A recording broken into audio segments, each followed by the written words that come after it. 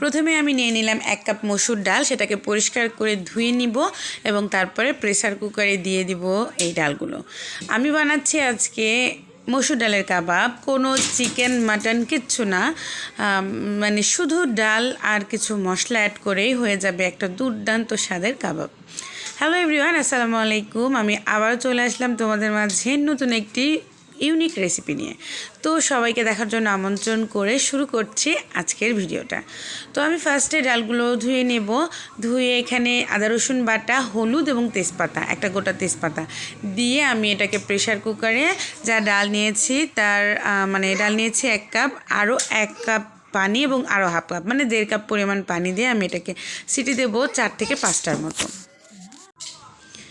তারপর সিটি দেওয়ার পরে দেখো আমি জাস্ট তেজপাতাটা তুলে ফেলবো এবং ডালটা খুব মিহিও হয়ে যায়নি, আবার খুব যে দানা দানা রয়েছে এমনটাও না।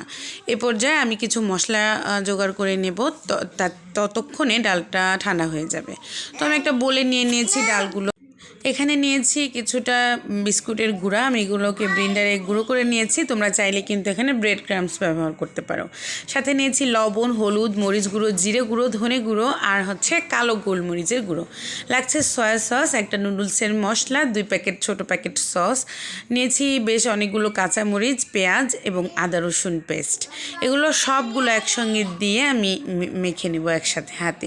প্রথমে পেঁয়াজ আর মরিচটাকে একটু হাত দিয়ে মধ্যে একটু নরম করে নেব, তারপর একে একে প্রত্যেকটা মশলা বা প্রত্যেকটা ইনগ্রিডিয়েন্টস মিশিয়ে আমি খুব সুন্দর করে ডালটাকে মেখে রেখে দিতে হবে না, এটা ইনস্ট্যান্ট ভেজে খাওয়া যায়। তবে হ্যাঁ, কেউ চাইলে এই মেখে রাখা অবস্থায় ডালটাকে তোমরা ফ্রিজে রেখে দিতে পারো। নর্মাল ফ্রিজে মোটামুটি 1 সপ্তাহ ভালো থাকবে। আর ডিপে রাখলে কি পানি কাটবে, না রাখাটাই বেটার। তো এই পর্যায়ে মনে হতে পারে যে আঠা খুব শক্ত হয়ে গিয়েছে মন্ডটা, আমি একটু পানি দিই। একদমই করবো না, এখানে আমরা ডিম ব্যবহার করব, যার জন্য আবার লিকুইডই হয়ে যাবে অনেকটাই। তো আমি অর্ধেকটা পরিমাণ রেখে দিয়েছি ফ্রোজেন করার জন্য, আর এখানে অর্ধেকটা নিয়েছি, তার মধ্যে একটা ডিম দিয়ে দিলাম, দিয়ে খুব সুন্দর করে নিয়ে আমি যে কোনো শেপ দেওয়া যায়, আমি কাবাবের গোল গোল শেপই দিয়ে নিলাম, লম্বা ফিঙ্গার শেপও দেওয়া যায়।